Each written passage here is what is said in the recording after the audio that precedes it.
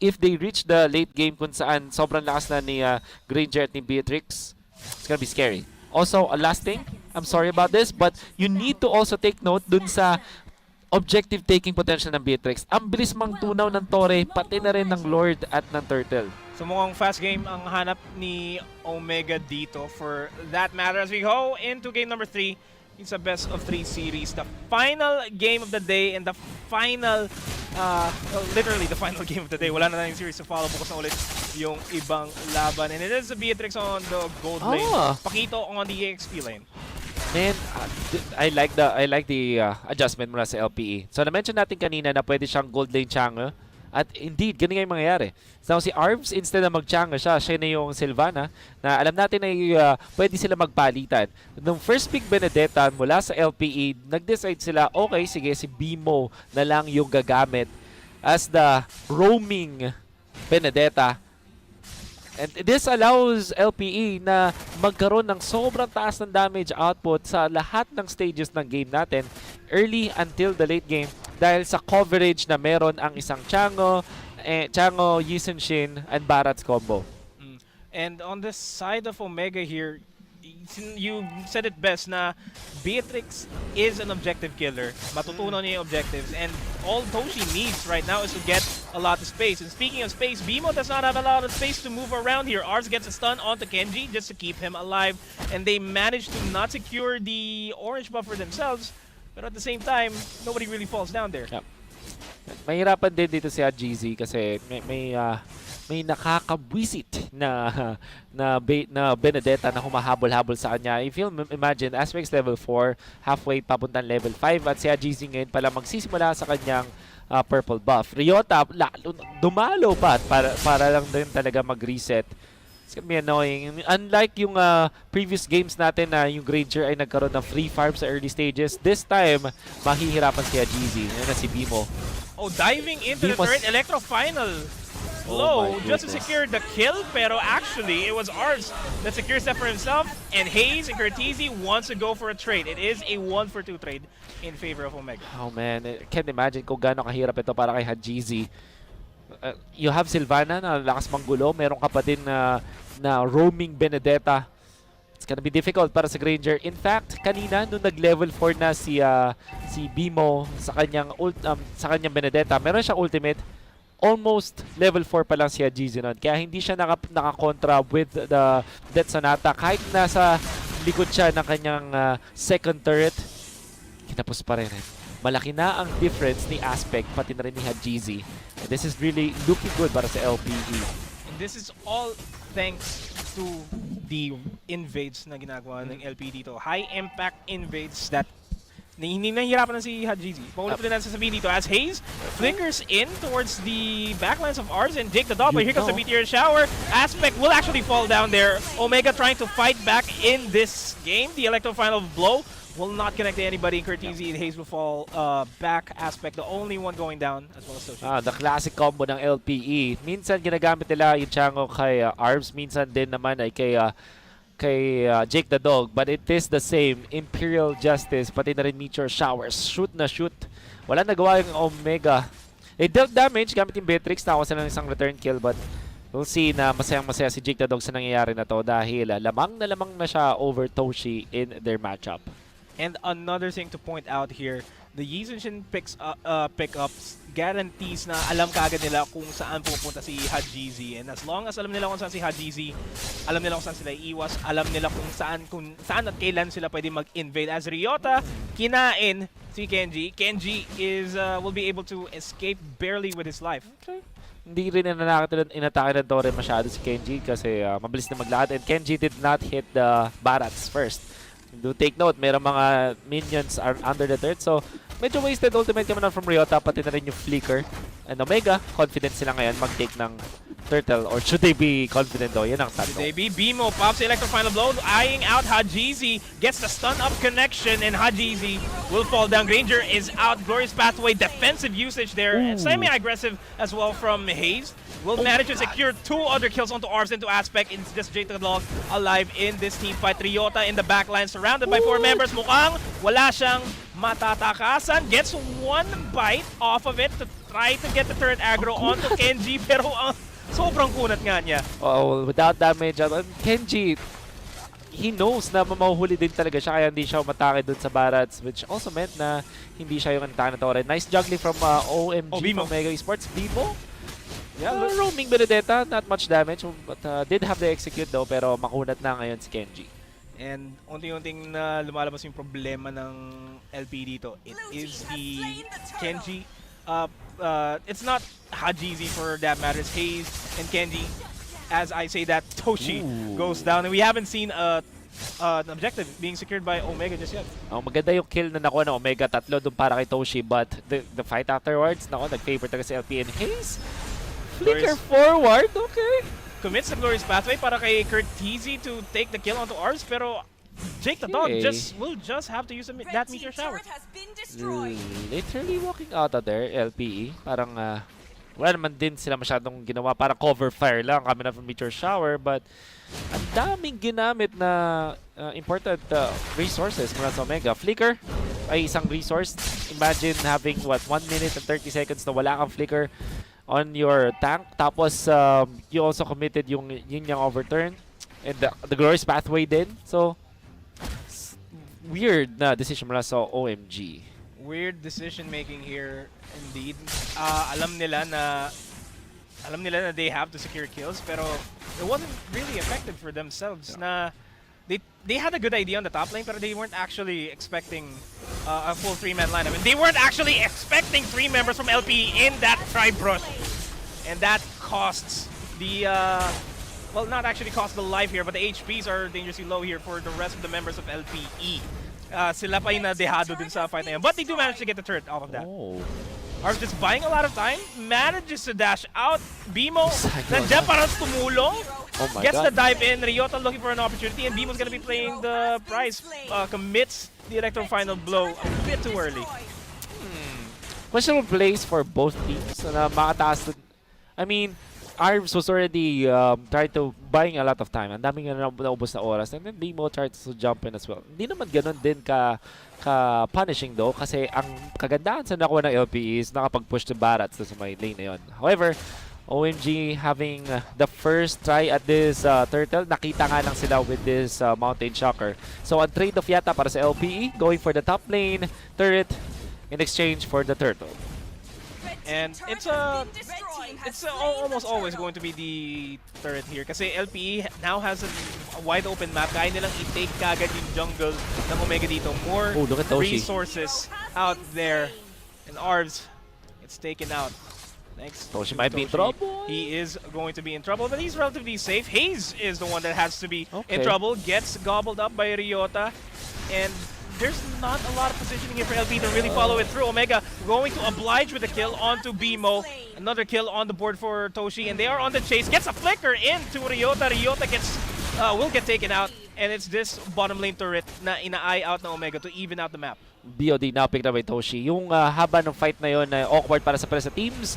Might get an exit kill kay Jake the Dog. Might, but the meteor shower is deterring them from pushing any forward. Oh, Aspect, maganda yung pwesto. Oh, ang Kids 4. Mountain Shocker. Beautiful damage output. Will get the kill onto Hayes. But the HPs are low. Arvs ata nagigigil siya. Oh man, ang weird and unfortunate ng turn of events for actually both teams. Flicker pero mas maganda yun. Gets the catch. Aspect looking for the wipeout, and he does get the cleanup there. The shutdown as well. Oh my God.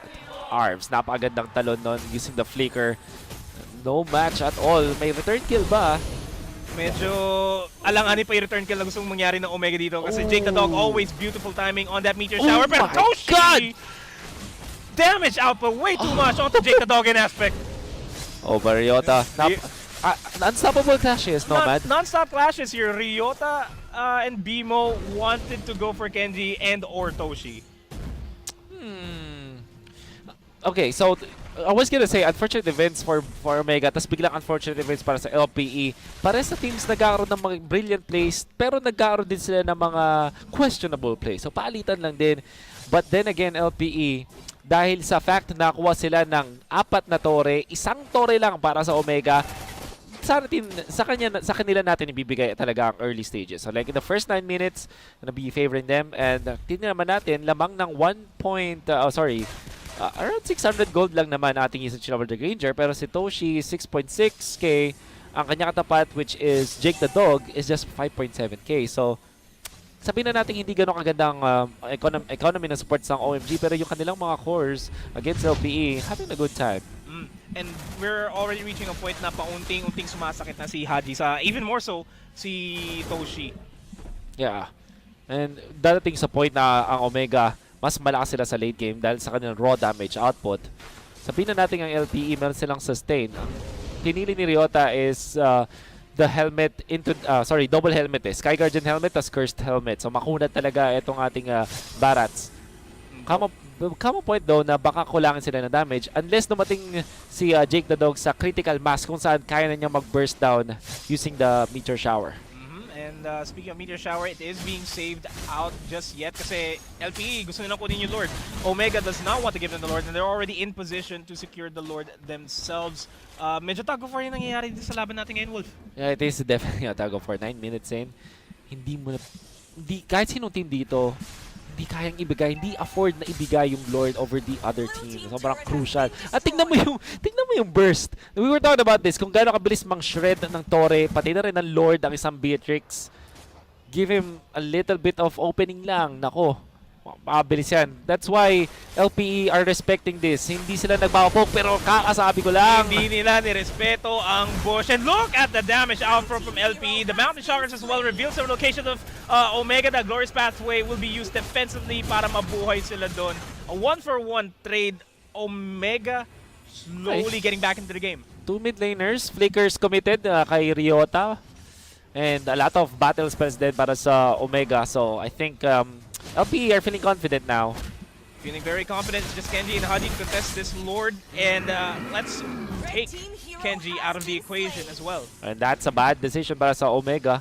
Giving up yung kanilang EXP laner. Which also means, again, confident ulit ang LPE. Na-commit nila yung meteor shower nila with that kill. But I think that at that moment ay goods na yun para sa atin ng team. Bimo, ang ganda ng pwestuhan for scouting.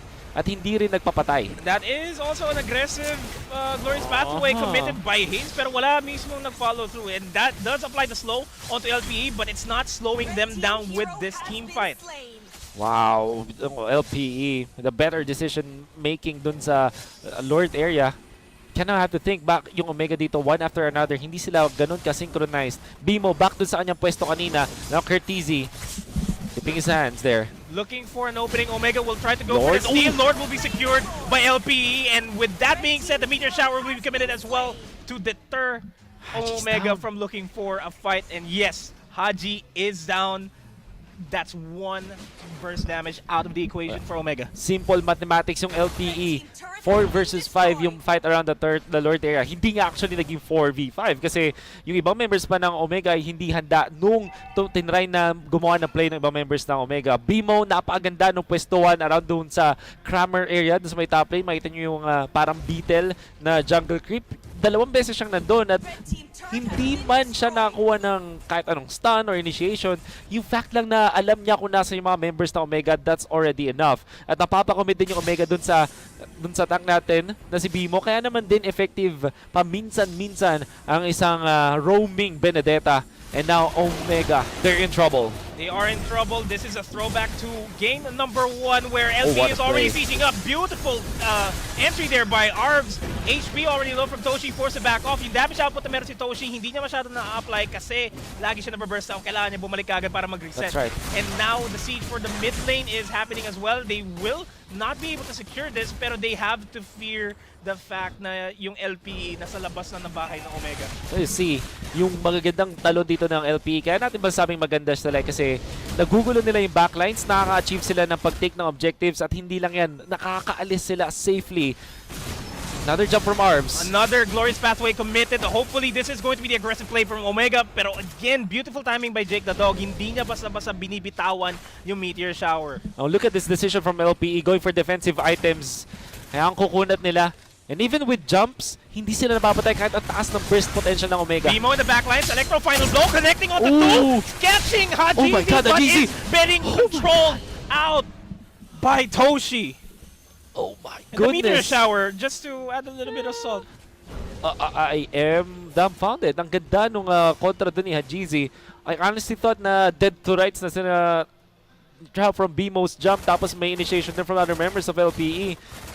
Pero instead na bumak ng totally, sumindstep siya ng konti papunta dun sa kanan from our field of vision. And that meant na nabuhay siya. Ginamit din niya yung ultimate kasi meron kang konting recoil coming out from the Death Sonata, di ba? Meron kang konting atras or, you know, meron kang konting roll when you're doing it. Ginamit din niya yung to his advantage after the rondo. Very smart usage ng kanyang Granger. And again, wonderful usage of the Mountain Shocker to get information kung nasaan yung Omega sa mapa. And they know for a fact they're on the top side. They will be creating a lot of space. LPE will be creating a lot of space for themselves to deprive Haji, deprive Toshi of any farms. Oh. I like this. Omega, nagpapakita ng veteran moves on their defense, pero yung LPE parang talagang contender yung kanilang mindset. Especially with how they are performing yung pwestuhan dito ni Bimo, makikita mo na maganda talaga yung communication ng LPE as a team kasi bawat galaw nila ay may parang plano before it happens. And now they're in control. Sabihin na natin na hindi ganoon kataas yung kanilang damage output kung banggaan lang ang usapan, pero the way that they're playing it and yung pagmamaximize nila ng mga heroes nila sa pwestuhan, sa timing, it makes it so na mas maganda yung kanilang itsura when the team fights do happen. And yung itsura ng Omega dito napapa OMG na lang sila. Kasi ang hirap na ng pwesto nila. 2 inhibitor turrets are down.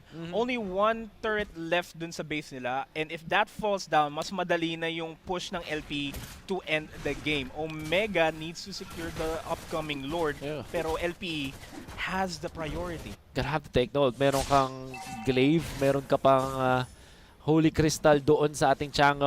Masakit na yung damage ng Chango ngayon. And positioning na naman. Vision pati ng Mountain Shocker allows LPE to be comfortable taking this Lord. And the dive in Hayes. from Hayes, Glorious Pathway will not be committed. He gets stunned completely. Meanwhile, over in the backside of things, Arms, the help of the Lord gets the knockup. And OMG is turning the tides of this fight. Ryota, oh wait, no. Bimo will actually go for Bimo the with the split, but place? he is gonna go for the place, and what LP is doing is they're just delaying the fact na kailangan nila mag-fall back, and mukhang Bimo, the one and army. Toshi has to burst this mid down. Oh my God! Like that! Still is there! Ryota is the one to finish it! What a wonderful way to end the day! LPE, oh my goodness! Oh my God, indeed! Yun na lang siguro pwedeng sabihin ng OMG dun sa moment na yun. Kasi my God. OMG. This winning moment is brought to you by Master. Hindi sila na GG.